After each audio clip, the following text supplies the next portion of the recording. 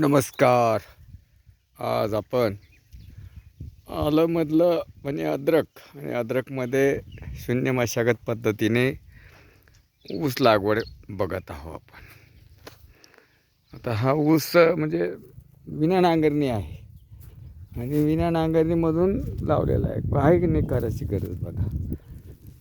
ना नांगरणी आहे, ना रोटावेटर, ना काही ना सरी पाडणे, ना काहीच. जसे आहे तसंच ते बघत आहो. साधारण 15 दिवसाचा ऊस आहे लागवड झालेला.